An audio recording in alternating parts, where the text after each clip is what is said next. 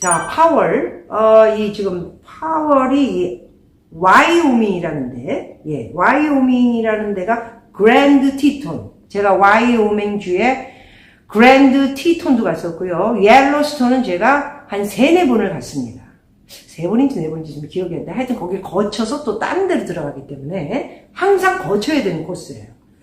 그래서 거기 중간에 있는, 네, 그랜드 티톤에 있죠. 잭슨 홀이라는 게. 거기서 이제, 소위 말해서 이 세계 중앙은행 총재들하고 내노라 하는 경제 교수, 석학 박사들이 이제 다 있었죠. 거기서 이제 연준 파월이 8분 연설을 함으로써 이제 그날, 주식이 1000 이상 포인트가 하락했고 지금까지 계속 어제 오늘 하락을 하고 있습니다. 그래서 파월 의장의 강한 긴축 발언은 곧 폭락의 방어세를 당기면서 아주 그냥 말도 타고 와이오밍주의 골프들도 치고 막 이러면서 굉장히 아름다운 거지. 그랜드 티톤은 사실 볼 게 그렇게 썩 없어요.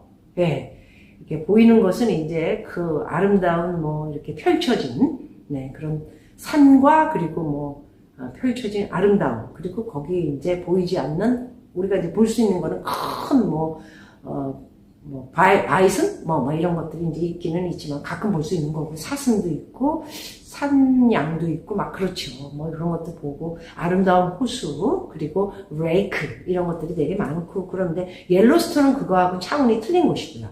예. 그래서 그곳에서 이제 이렇게 많은 사람들이 모여서 지들끼리 이제 이야기를 한 결과는 이제 짧고 굵지만은 자기가 결과적인 것은 미국의 역사에 남지 않습니까? 연준에 누가 했었고 누가 몇 년에 뭐를 해서 결국 인플레이션을 잡았다.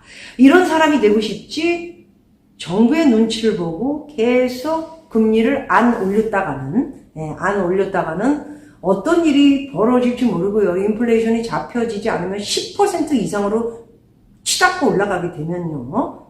예. 11%? 12%? 계속 올라갑니다. 그게 바로, 이제 기사에 나온 거 좀 보자면 볼코의 길이라고요. 파월이 볼코의 길을 가겠다. 이런 이야기를 했다 해서 어떤 분이 이렇게 써 놓으시긴 했습니다. 이 볼코라는 분은 연준 의장이었는데요. 이 사람이 1979년 연방준비제도 의장이었고요. 폴 볼코입니다. 당시에 석유파동 아시죠? 79년대 석유파동이 있으면서 미국의 물가가 11.3%였고요. 1980년대 5월부터 실업률이 7.5까지 또 치솟으면서 취임 1년도 안 돼 미국은 독일, 영국, 일본 등 다른 선진국들과 함께 제2차 대전 이후 최악의 글로벌 경기 침체에 빠졌다고 합니다. 미국은 내년에 경기 침체에 빠질 것이라고 예언을 하고는 있지만 저는 경기 침체에 미국이 들어갔다 이렇게 말씀드리겠습니다. 돌아다녀보면 압니다. 돌아다녀보면서 현실을 사고, 물건 사고요, 먹고 다니고요, 비행기 타고 다니고요, 내려서 렌트하고요, 차. 그 다음에 제가 돈 쓰고요, 어디든 명품 가는 데도 가고, 물건 안 삽니다, 지금. 끝났습니다. 자, 그래서, 이때 당시에 이렇게 연준 1979년 연준 준비제도 폴 볼커가 물가가 11.3%까지 치솟았지만 그는 여러 번에 걸쳐 1% 이상의 금리 인상을 단행해 통화 공급 속도를 늦췄다. 그래서 1981년 2년도 안 돼서 6월까지는 기준금리를 자그만치 21%로 끌어올렸습니다. 그래서 볼코는 정책 시행 과정에서 자신을 해고해야 된다는 여야 의원들의 합의, 완화적 통해 정책을 실시하라는 재무장관의 공개적 요구에 시달렸지만 끝끝내 21%의 기준금리를 1%씩 올리면서 한 결과는 결국 1983년 인플레이션을 잡으면서 3%까지 떨어뜨렸습니다. 아시겠습니까? 이 얘기를 왜 하는 건가요, 제가? 예? 이 얘기를 왜 하는 걸까요? 를 생각해 보셨으면 하고요. 제가 오늘 다 얘기하면 다음번에는 말씀드릴 게 없을 것 같아서 상상도 좀 하셔야 될 것 같습니다. 예. 그래서 재임 기간 동안 성공적으로 미국 경제를 이끈 폴 벌커가 되고 싶다. 제롬 파월은 폴 벌커는 절대 될 수가 없죠. 작년에 이미 실패를 한번 했기 때문에. 금리를 작년에 올렸어야 되는데 오늘 3월부터 올리면서 2022년 3월부터 올리면서 이 모양 이 꼴이 된 겁니다. 조금만 일찍 잡았어도 이렇게까지 가지는 않았죠. 네. 그래서 폴 벌커는 되지 않지만 그래도 미국의 역사의 연준 때 지금 가장 어려운 시기를 맡은 제롬 파월이 내가 어떤 결단을 내릴 것인가에 대한 거는 역사가 말해주는데 그래도 아무리 바이든의 눈치를 본다 하더라도 기본적인 것만은 해놔야 되지 않을까. 그리고도 자기는 연준의 재임이 돼서 2년이 남았기 때문에 해야 된다라는 이야기를 8분의 연설로 했던 것입니다. 그래서 아까 말씀드렸던 폴 벌커는 미국 경제를 이끈 결과 국민들이 결국 1980년부터 1990년까지는 대호황과 강세장을 만나게 되며 엄청난 부를 안게 되며 부자가 탄생했다라는 말씀을 드리는 겁니다. 그래서 지금의 연준도 자신들이 초래한 정책 실패, 작년에 금리를 올렸어야 했는데 못 올리고 구라를 쳤죠. 뻥을 깠다고요. 네? 옐렌하고 이 둘이서 뻥을 깠어요. 제넷 옐렌이랑. 그래서 정책 실패로 물가가 치솟자 재차 과거를 회상하는 듯하다. 제롬 파월 의장은 최근 여러 번 볼커를 언급하면서 그의 정신을 따라가겠다. 결국 정부가 뭐라 그러든 역사의 반역자로 남고 싶지는 않고 그래도 어느 정도는 할 것이니까 나한테 뭐라 그러지 마라. 나는 올릴 거다.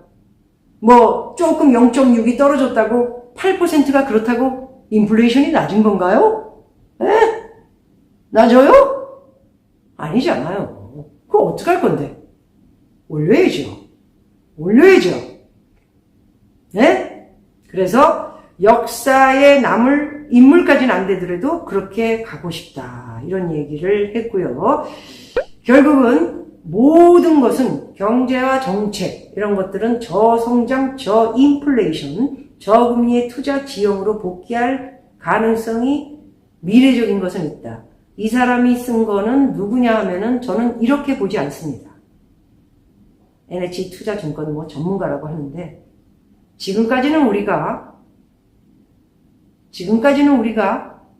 전부 중국에서 물건을 만들어 가지고 그쵸?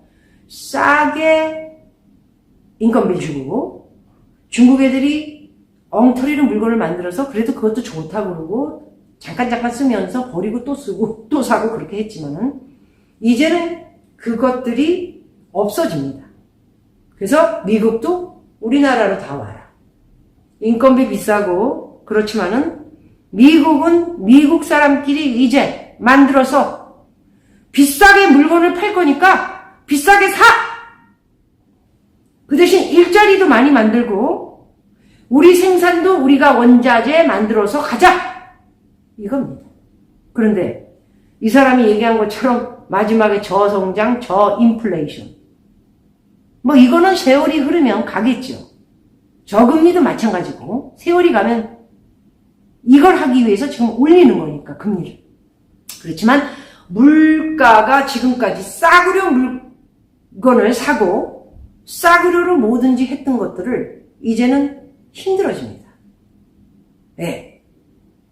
예, 미국이나 유럽도 뭐 뒷근육으로는 명품 같은 것도 뭐 어디서 만들었는지 우리 모르죠. 예. 그렇기 때문에 그런 것들도 이제 비싸게 더 값을 계속 더 올릴 겁니다.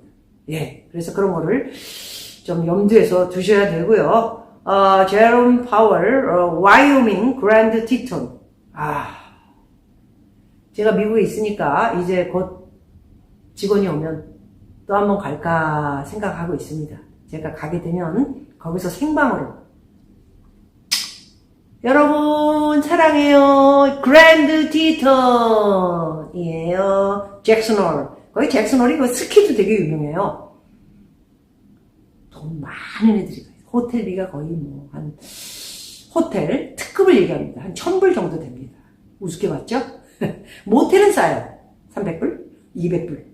아주 싸구려 모텔들은 200불. 그러니까 비싼데요. 돈 많은 애들이 가는데요. 스키장도 있고 되게 유명하지 않습니까? 스키장이. 그죠? 그래서 제가 티톤도 뭐 한 옐로스톤을 거쳐서 3번, 4번 갔다니까 당연히 거기도 3, 4번 갔었겠죠. 너무 힘들어요. 그래서 이번에는 어디로 돌지 제가 지금 연구를 좀 하고 있는데 많이는 돌지 않으려고 그래요. 기름값이 워낙 비싸서. 지금 그래도 달러 지금 뭐 물가를 조금 잡았다. 이거는 순전히 쉽게 얘기하죠. 한국말로 휘발유. 기름 넣는 석유. 이것이 지금 많이 떨어졌기 때문에 물가가 조금 떨어졌다라는 인상을 받고 있을 뿐이지 어떻게 될지 몰라요. 예. 그래도 기름값은 오히려 잡기가 더 쉬워지지 않았나. 전 그렇게 생각합니다. 왜냐하면 사람들이 위축되면서 차를 많이 안 몰아요. 어디 다니지도 않고. 그럼 어떻게 됩니까? 비행기도 올 때는 보니까 꽉은 차 있어요. 많이 안 띄워요. 옛날에는 막 1시간 간격으로 하와이가 들락날락 뭐 알래스카 비행기, 하와이, 뭐 유나이티드 에어라인, 아메리카 뭐 되게 많았는데 지금은 손님도 없고 그러니까 그냥 띄엄띄엄 이렇게 있는 거예요. 그러니까 손님을 꽉 채우고 이러고 다니는 거예요. 그만큼 소비가 완전히 위축이 되면서 이제는 굉장히 힘들어졌다 이렇게 말씀드릴 수 있을 것 같습니다. 또 기사 난 걸 보면은 머니투데이라는 이 신문은 제가 인터넷 신문이죠.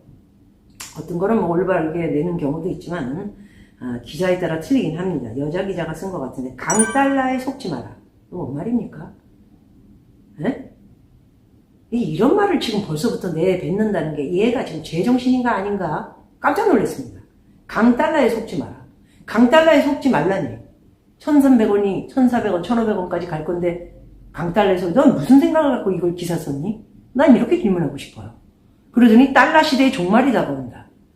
이 말을 한 놈이 누군가 그러면 봤더니 지가 한 얘기는 아니지 않겠습니까? 그랬더니 록펠러 인터내셔널 회장 루치히로 샤로마 이건 뭐 하는 놈이야? 그리고 들어가 봤어요. 지금은 록펠러 무슨 인터내셔널 지가 만든 회사인지 뭐 사쿠라 같은 그런 회사에 있는 놈인데 옛날에는 모건 스탠리에 일을 했더군요.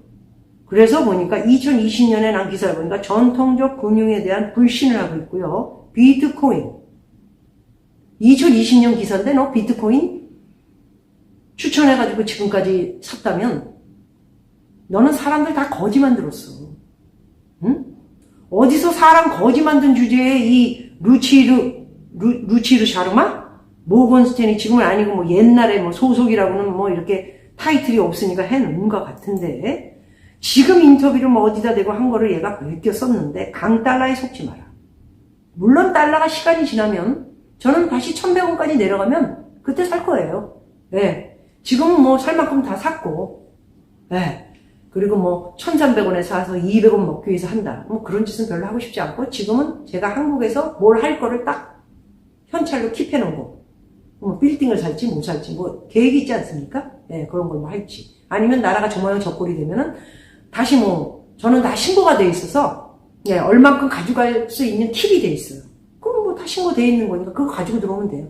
다 허가가 돼 있어요. 허가가. 300만 불. 그럼 허가가 다 돼 있어요. 왜? 부동산 사고 세금 다 냈기 때문에. 다 냈어요. 완벽하게. 그리고 국세청에서 이 여자 남은 거 나는 남은 거 가지고 난 이 나라에서 살기 싫다. 그걸 떠나는 거예요. 네. 그렇기 때문에 이렇게 달러에 대한 게 결국은 시간이 흐르면 내려갑니다.